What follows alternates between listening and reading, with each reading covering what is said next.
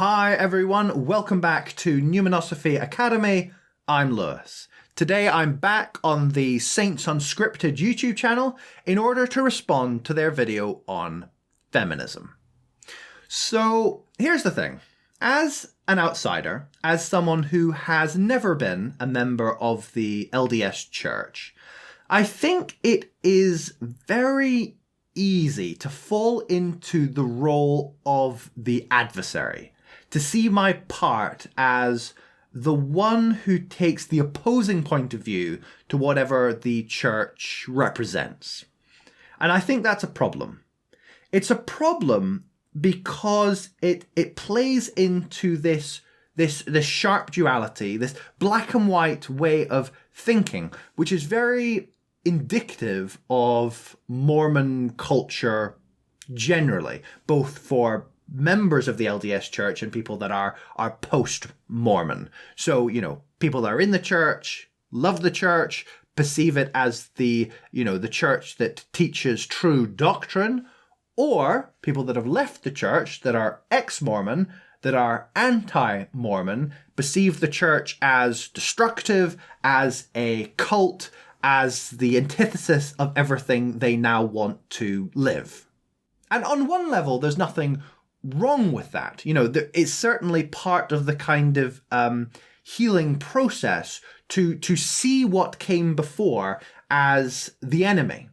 But ultimately, as you kind of move forward in your own spiritual journey, you have to kind of unpack what came before and recognize the nuance. Turning to the issue of feminism, then, we wouldn't perceive the church as being a particularly feminist organization, to say the least. And, therefore, my kind of adversarial role would surely be to uphold the feminist ideal and to point out all the failings of the church when it comes to women's rights and holding up the feminine ideal. I'm not going to do that, though. I'm not going to allow myself to be quite so easily pigeonholed. I mean, even the idea that someone either is or is not a feminist, I think, is a problem. Because, what even is feminism? I think it can obviously be understood and applied in different ways. Okay, so with all that said, all those caveats, let's now get into the video. So it's titled Mormon Women and Feminism, and we will get straight into it. Well, Quaker thinks he's like a bigger feminist than most women are. He probably, no, I don't. You do. You have said this. I don't think I have said that. That seems. Funny. People will. You've said this. No, I I'm never. a better feminist than Never. face. People will quote me saying crazy things all the time, and you know what? I deny that they have ever been said. It's interesting that Kwaku perceives the holding of that opinion as so taboo. I don't think it should be a taboo, and I think we can quite easily imagine examples in which men are more feminist than women. Just take your kind of average liberal progressive guy and then compare him to your average LDS woman. Wouldn't that guy be more feminist? So I don't really perceive it as a problem, but anyway. I feel that feminism today gets a bad reputation. Right. Bad rep. Because we look at feminists and a lot of time people will, pick... They take the radicals. Yeah, they take the radicals and they showcase them and look at how crazy feminists are. Oh my gosh, they're burning bras in the street. I know, but by the way, honestly, the burning bras, can I just say, waste of money, bad for the environment. Yeah, polluting the environment. And especially when they're like Victoria's Secret bras. I'm just saying, those things are expensive. How do you know Not that? that I know. Have you purchased one? Those feminist radicals. I think the way that this could come across is quite similar to how I started this video, is to kind of problematize the duality and suggest that there is valid points to be made amongst, moderate feminists. But I think it's a disingenuous move when Kwaku does it. The reason for that is I don't think this acknowledgement of the valid critiques of feminism is a genuine move if you deny the possibility of actual substantive change. So, is any doctrine or practice within the LDS Church being brought under scrutiny? No, it's not. This is really just a way of kind of placating women within the church who have some feminist leanings and helping them to recognize that their equality is not in question. Avery, my friend Avery, one time she dragged me. She dragged me into a Victoria's Secret on Black Friday while she was buying her bras for, and I was just standing there like, well, I'm in Victoria's Secret, and just Did you kind of like looking this at girl? the. No, anyway, not a Mormon. She's watching this though. Yeah, but this idea of women wanting to be better than men, there's some radicals out there that think we need to. I think there's some people, but I don't think we should call them all that, is what I'm saying. I think there's such a minuscule amount of those women. Just like where we just we look at them to deflect from the actual issue, misogyny in society that we need to fix. Yeah, I mean, when they say radicals, I don't really know what they're talking about. For example, women who are part of the LDS Church calling for the priesthood, saying that they should receive the priesthood as well, are they radicals? So what do you mean when you say radical feminists? It's not clear to me. Well, and I think there is something to say about the vocal minority. That you hear those people because they're louder. They scream louder. They do, yeah. The physically. radicals Well, also, scream it's loud. it's a better news release. Like, Yeah, I agree with that. you understand? Yeah. Like, people want to read clickbait, and so they type things like "women beats up man to get CEO job." It's like, oh my gosh, I'm gonna read this. Yeah, so I think there is some truth in that. That plays into the duality thing. The reason we become, increasingly set in our kind of dualistic way of thinking is because that is the way of framing subject matter which sells. That is the headlines. It's red versus blue, liberal versus conservative. It's not right. It's not happening. And I think that those feminists have made feminism unpopular, But they're good especially things. because there is that kind of dichotomy between the men and women, and it feels like women are trying to be better than men because they've been oppressed for so long that they should have more privilege, and I just don't think that's real. We're here to say that is not what feminism is. Yes. Or it should not be what feminism is. Right. I think that feminism has a lot of good, like any movement, and a lot of bad. But I think we should embrace all that is good in feminism. All right, so what are some good things? Well, women in This is very kind of man-splainy, which, I don't know, I suppose that's what I'm doing, but hopefully my kind of nuanced, more open approach doesn't come across like this. I don't think it does. It's just ultimately such a thorny issue. It is not clear, what one should do with it. If we believe that there's a kind of interplay between masculinity and femininity, kind of baked into the universe. That's me kind of framing that in a more kind of new agey way, but that's basically Mormonism as well. The divinity is Heavenly Father and Heavenly Mother. So there's the masculine and there's the feminine, and therefore we on Earth are trying to reflect these two forces in interplay, in relationship. It's how that is outworked within religion where the problems come. Because if you say that, men and women are fundamentally different, that's okay, in my view. to acknowledge that much. But then it turns into, well, therefore, what is a woman's role and what is a man's role? What can a woman do? What must a man do?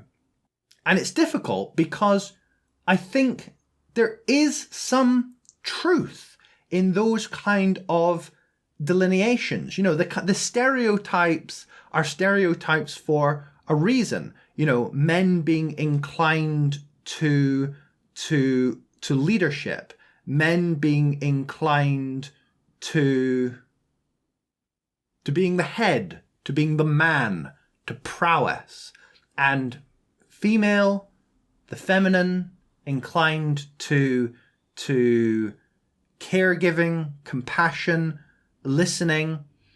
So I think there's truth in it. It's when the roles become so strictly delineated that those components being in all of us is denied.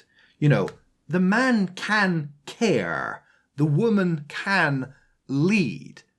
So I don't know, you know, there's something about, you know, recognizing innate difference, you know, advocating equality, not sameness, and allowing that to play out within religion a little bit more naturally, not so much top down.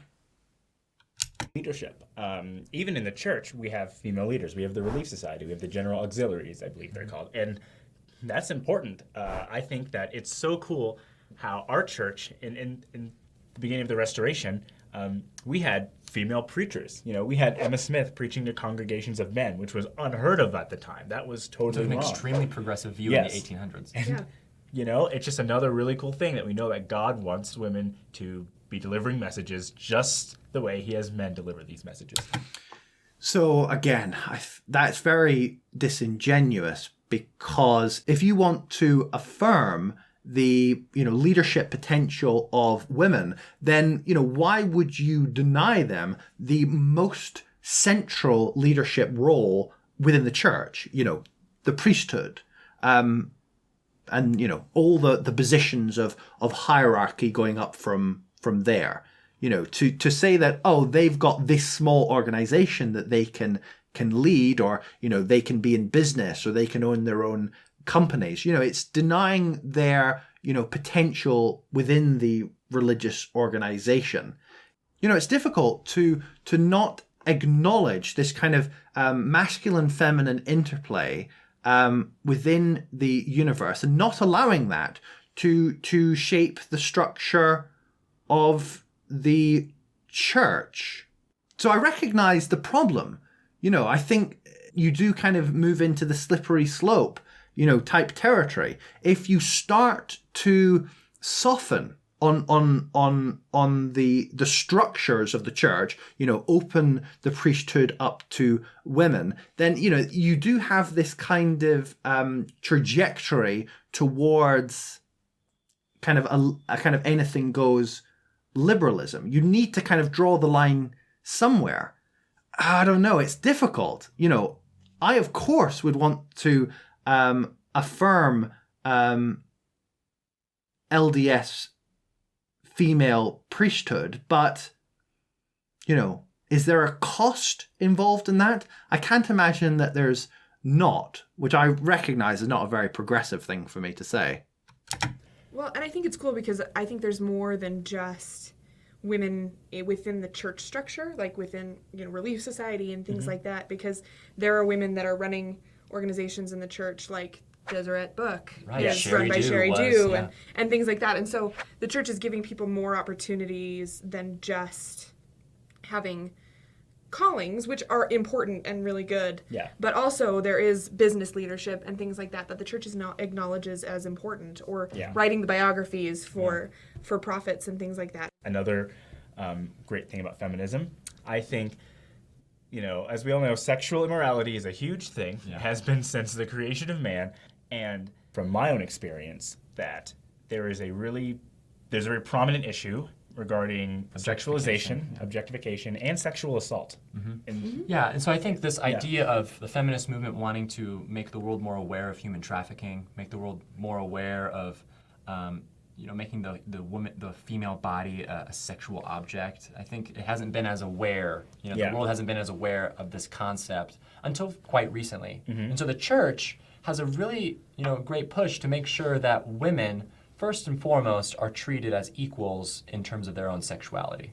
Being better than the woman in that, regard with bodies, the church is all about that equality, understanding that in order to progress, we need to make families and to have healthy families, happy families, not families that have pornography or families that are ridden with sexual assault. Well, and even BYU teaches a healthy sexuality within marriage class now, which I think is important and crucial and things like that. And again, I think this is very kind of mansplaining. And again, to equate, he basically just equated pornography and sexual assault. Did you notice that move? That there is that acknowledgement that not only are men sexually driven, but that women can have those feelings and that that's okay, and that they do lead to important, strong, and healthy families. I also think the way we talk about women and the way we talk about sex is very important because we know that today in college culture, we have a pretty big issue with sexual assault. There is an issue with consent. And I think this culture has existed for a long time. Oh, yeah, a long time. But I really like that the aspects of third wave feminism are kind of pushing this in our face and saying we need to fix this because it is morally wrong. And I totally agree. I think that it's not a very... It's a very easy thing to say, take an extremely terrible and evil thing, murder, sexual assault, rape, and say, my position is categorically opposed to those things. It's not exactly a very brave move, is it? It doesn't get you anywhere, really. And I think that's the kind of underlying problem to all this, is you're acknowledging that there is validity in some of these feminist arguments, again, but what's the result of that? What are you actually seeking to change within LDS culture, within Mormon doctrine? Nothing. There's no actual structural change being suggested. And so really this is just a way of kind of placating women that are already within the church that have kind of, quasi-feminist tendencies to just chill out, they're fine. You've got equality, just recognize what you already have. It's a problem. I don't know what to say about it. Idea in general of women having the opportunity to not just be like, oh, well, you should dress differently or you should do those things differently, which I think I'm going to follow because I want to keep myself safe and I want to do those things, but that there's the acknowledgement that men need to shape up and that they shouldn't be doing things that would objectify women and that they are held responsible. Yeah, there's also something a little bit odd here.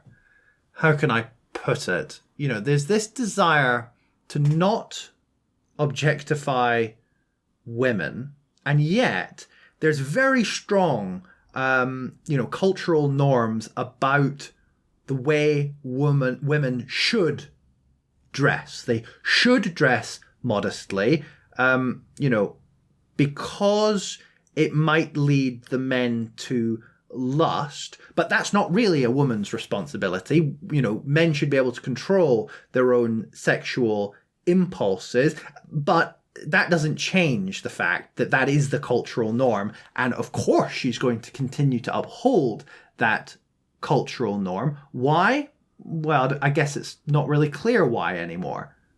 So, argument, and even sometimes you could hear members of the church say, like, well, you don't want to provoke men. Like, are you a caveman? Are you some kind of I think Neanderthal? that is so belittling of the are? Capacity of, like, man's mental stamina. Right. Yeah. Because, like, you say, like, oh, a man just can't help but look at her when she's wearing that. It's like, no. Swimsuit, me cannot help but jump. Right. Like, you're insane. We sound very Neanderthal-like. Someone told me once that high-fiving was inappropriate because it's stirred up. It stirred up feelings in men, and I was like, if a high five does that, they It moves have the bigger body in a way problems that is... Yeah. that are beyond me, that Yeah. I like, not my problem. Right, and you know, this idea of saying, like, when a man is sexually attracted or a woman is sexually attracted to the other... When a man loves a woman. When a man loves a woman.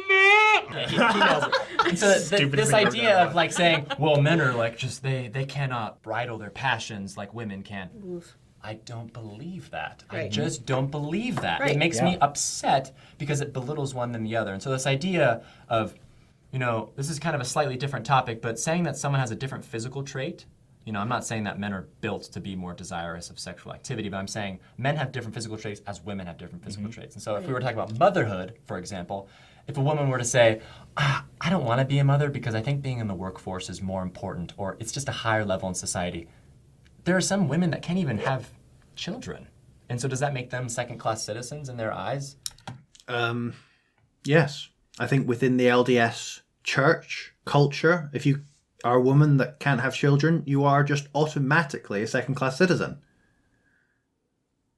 Because that means that you are unable to reflect the heavenly ideal. Heavenly Father, Heavenly Mother, children, big Mormon families.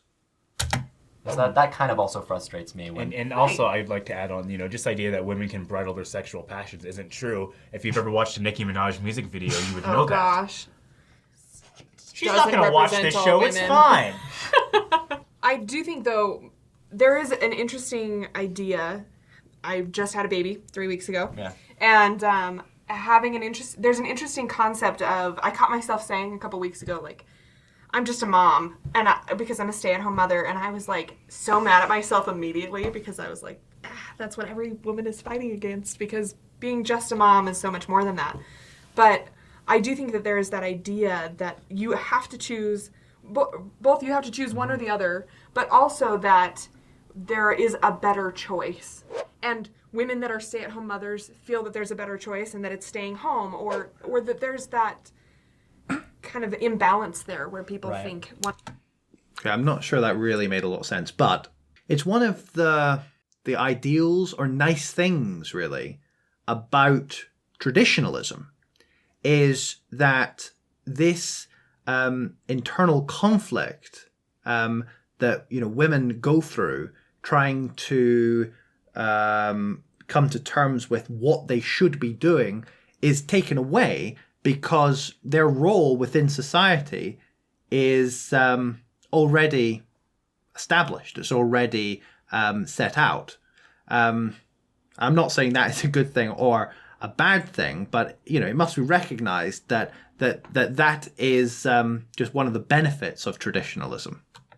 one way or the other, and I guess I don't think that's true. What I'm trying to say is when people say that there is an absolute truth, that motherhood is not as great as working, that just makes me feel like, well, then you didn't leave it up to their own discretion or their own discernment. You didn't let them feel the spirit and tell them, no, you should take care of your children while you know your significant other works. So, yeah, I don't know. Really, you know, it is an ideal, though, isn't it? It is an ideal within Mormonism that you will be the stay-at-home mum.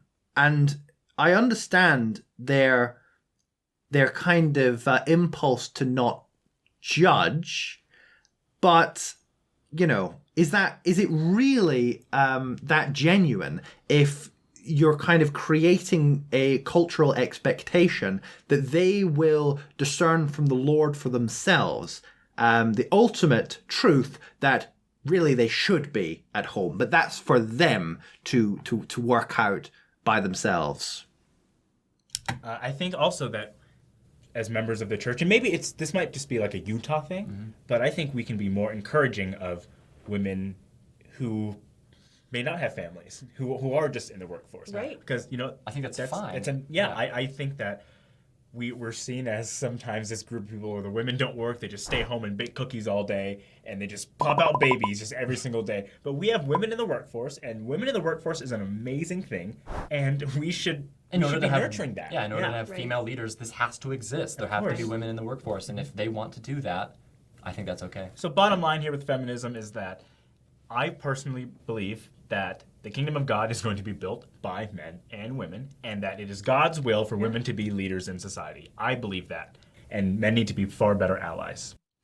I mean, that sounds good, but again, it represents little to no change. You know, of course, within, Mormon doctrine, heaven comprises men and women. And I think ultimately we need to just encourage people. I think too often we have, women that are belittled, but also men. And I know there's kind of that problem with feminism where they're like, we don't need to fight for men because we need to fight for women. But I think that ultimately we just need to love people and we need to encourage their choices, particularly when they're good. Yeah. But that there is that power that comes from supporting people in the things that they love and the things that they have the option to do, because there are women that don't have the option of being a mother or don't have the option of working because they need to be home with their kids because their kids have needs or whatever. Right, whatever they end up choosing to do. And so I think if we can empower and strengthen women in every way that allows them to be strong and allows them to build, then great. There's really no easy answers here. Would the LDS Church be served if it were to open up the priesthood to women, for example? Would that be good for the church in the long run? And I'm not sure the answer to that, because, I think the LDS Church is in a better place probably when it acts counterculturally.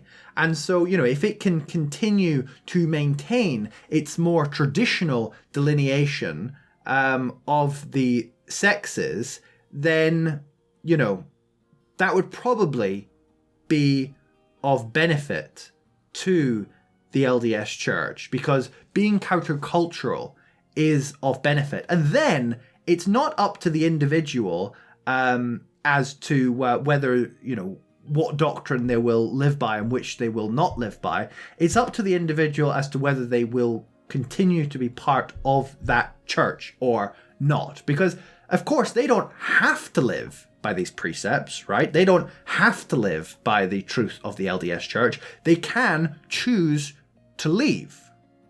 Anyway, I'm just kind of throwing that out as, some observations, some thoughts. No easy answers. I certainly don't have the answers. As always, if you enjoy this content, please do like this video for the YouTube algorithm. And if you've watched this far, then, you probably find this content engaging. So, please do subscribe to the channel. I promise I won't tell anyone. Cheers again, and I'll see you in the next one.